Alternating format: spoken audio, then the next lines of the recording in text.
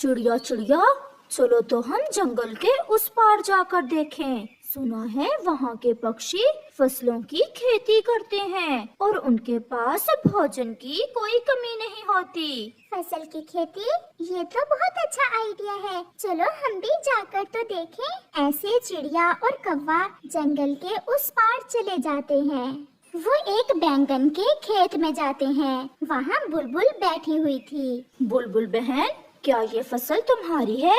हाँ कौवे भैया, ये बैंगन का खेत मेरा ही है और अब मेरे बैंगन तैयार होने ही वाले हैं और हम अब मजे मजे से बैंगन आग में बनाकर खाया करेंगे। बुलबुल बहन, हम पहाड़ों वाले जंगल से आए हैं। हम भी कोई खेती करना चाहते हैं। क्या आप हमें कुछ बीज दे सकती हो? हमारे जंगल के सभी पक्षी सब्जियों और अनाज के बीज चील दीदी से लेते हैं। वो बहुत दयालु है, वो तुम्हें कुछ बीज जरूर दे देगी। आप चील दी के पास जाएं। कौवा और चिड़िया वहाँ से चील दी की तरफ चले जाते हैं। उन्हें थोड़ी ही दूर चील दी अपने खेत में मिल जाती है। चील दी, हम भी अपने जंगल में कुछ बोना चाहते हैं, परंतु हमें समझ नहीं आ रही कि हम क्या बीजें। और हमारे पास बीज भी नहीं है। खेती करना बहुत अच्छी बात है। आजकल मटर की फसल का मौसम है। आप ऐसा करें, ये कुछ बीज मटर के ले जाएं और अपने घर के पास ही इन्हें बो देना। ये फसल थोड़े ही समय में तैयार हो जाएगी और मटर बहुत स्वादिष्ट होते हैं। ये सुनकर चिड़िया और कौवा बहुत खुश होते हैं और वो चील दी से कुछ मटर के बीज लेकर खुशी खुशी वापस हो लेते हैं। चिड़िया, हम ये बीज मेरे घर के पास ही बो देते हैं। यहाँ की जमीन भी ठीक है और मैं अपने घर से बैठे बैठे फसल की निगरानी भी कर लिया करूँगा।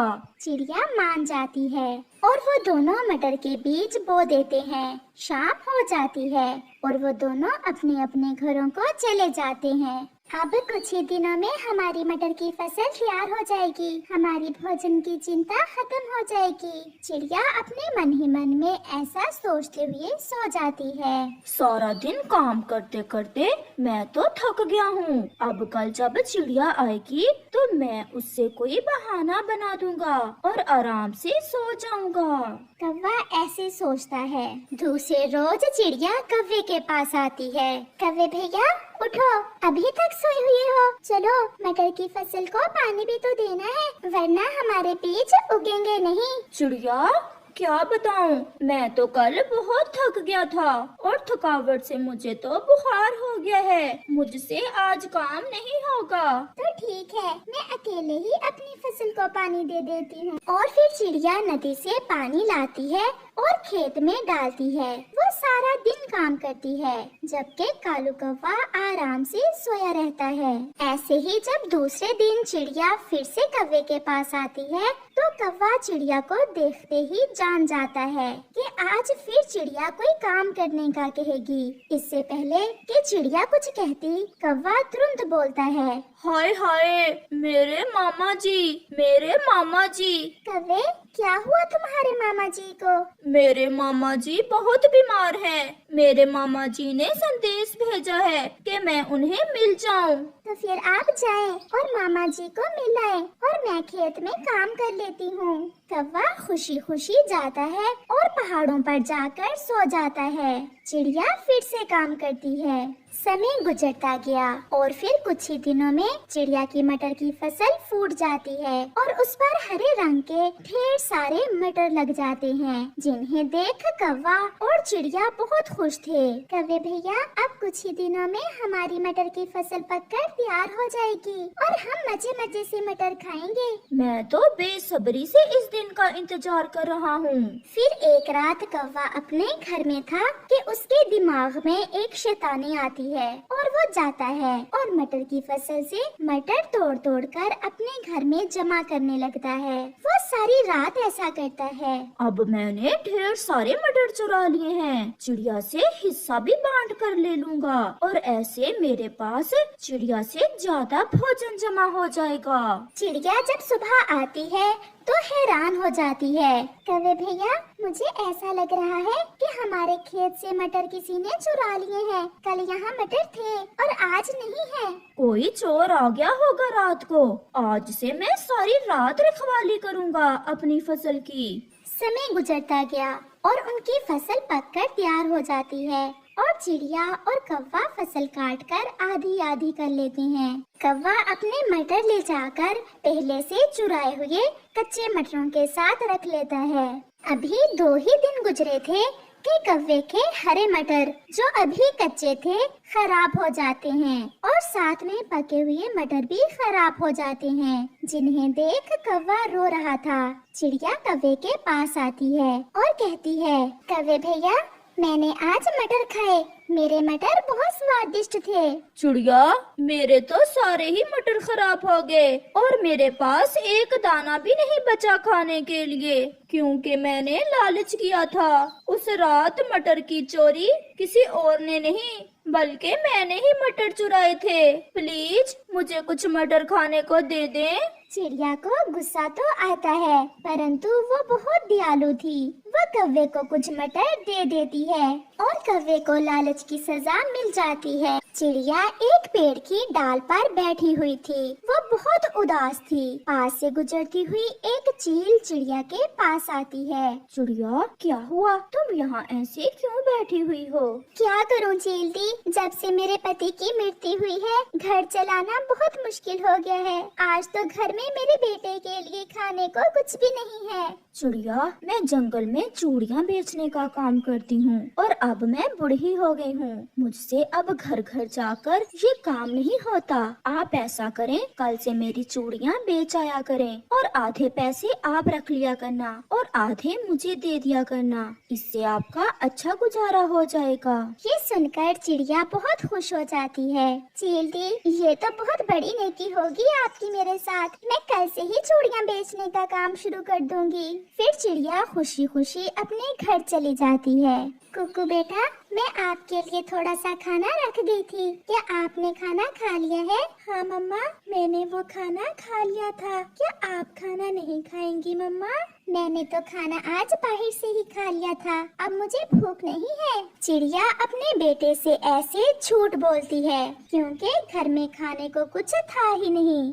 और फिर दूसरे दिन चिड़िया चील से चूड़ियों वाली टोकरी लेती है और जंगल के बीच के रास्ते में एक पेड़ के नीचे बैठ जाती है। वो आवाज लगाती है, चूड़ियाँ ले, चूड़ियाँ, रंग बिरंगी चूड़ियाँ, लाल लाल हरी हरी चूड़ियाँ, चूड़ियाँ ले, चूड़ियाँ, सतरंगी चूड़ियाँ। लूसी कबूतरी अपने पति के साथ जा रही थी। चूड़ियाँ देखकर वो वहाँ आ जाती है। चिड़िया, आपकी चूड़ियाँ तो बहुत सुंदर हैं। मुझे हरे रंग की चूड़ियाँ दे दें। मैं अपनी बहन की शादी पर जा रही हूँ। ले ले लूसी बहन, मेरी चूड़ियाँ बहुत सस्ती है। फिर लूसी कबूतरी चूड़ियाँ लेकर चली जाती है। बुलबुल भी चूड़ियाँ लेती है। फिर उड़ते उड़ते गोरी कौवी भी वहाँ आ जाती है। चिड़िया, ये चूड़ियाँ कब से बेचना शुरू कर दी? गोरी बहन, आज पहले दिन ही आई हूँ। क्या आप चूड़ियाँ लोगी? चूड़ियाँ तो मैं लेने आई थी, परंतु मेरे पास पैसे नहीं है। क्या मुझसे उधार कर लोगी? ना बाबा ना, मैं उधार नहीं करूँगी। मेरा नया नया काम है, मैं किसी से उधार नहीं करती। मैं गोरी हूँ, क्या विश्वास नहीं है तुम्हें मुझ पर? चिड़िया अपनी चूड़ियाँ उठाकर वहाँ से चली जाती है। बड़ी नखरे वाली है ये चिड़िया। इसका इलाज तो मुझे करना ही होगा। रात को गोरी अपने पति से कहती है, कालू जी, पता है आज रानो चिड़िया जंगल में चूड़ियाँ बेच रही थी। मैंने 2 चूड़ियाँ उधार मांगी तो कहने लगी मैं उधार नहीं करती। उस छोटी चिड़िया की इतनी हिम्मत कि मेरी पत्नी को चूड़ियाँ ना दे। मैं आज ही उस छोटी चिड़िया की सारी चूड़ियाँ चुरा लाता हूँ। मेरे पति जी मेरा कितना ख्याल रखते हैं। अब जल्दी से जाओ कालू जी, चिड़िया अब तक सो गई होगी। फिर कालू कौवा चिड़िया के घर की तरफ जाता है। वो खिड़की में से देखता है चिड़िया और उसका बेटा सोए हुए थे। कौवा धीरे से घर में जाता है और चिड़िया की सारी चूड़ियाँ चुराकर अपने घर भाग जाता है। कालू जी, आज मैं बहुत खुश हूँ। मेरे पति जी सबसे अच्छे हैं। अगर चिड़िया पूछे कि ये चूड़ियाँ कहाँ से आई, तो कहना कि ये चूड़ियाँ मेरी माँ देकर गई है। मैं ऐसा ही कहूँगी। कालू जी, दूसरे रोज जब चिड़िया सोकर उठती है तो अपनी चूड़ियाँ ना देख रोने लग जाती है। ये मेरी चूड़ियाँ कौन चुरा कर ले गया? अब मैं चील दी को क्या मुंह दिखाऊंगी? मैं अभी जाकर चील दी को सब बता देती हूँ। फिर चिड़िया चील की तरफ जाती है। चील दी, मैं रात को सोई हुई थी कि मेरी चूड़ियाँ कोई पक्षी चुरा ले गया। ये पक्षी जरूर हमारे ही जंगल का होगा। चलो चिड़िया, मैं देखती हूँ जाकर कि चूड़ियाँ किस पक्षी के घर में हैं।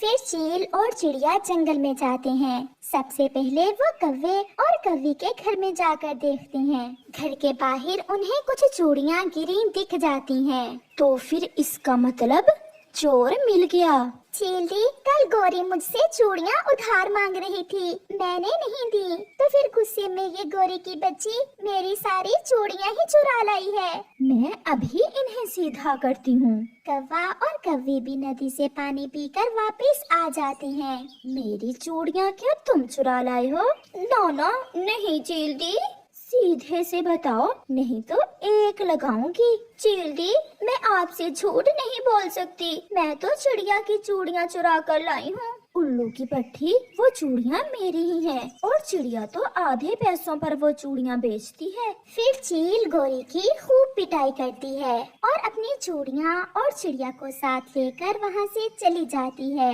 गोरी, अगर पहले पता होता तो हम कभी चूड़ियाँ ना चुराते। कालू जी, हम जब भी चोरी करते हैं मार ही खाते हैं। ऐसे कव्वे और कव्वी को चोरी की सजा मिलती है।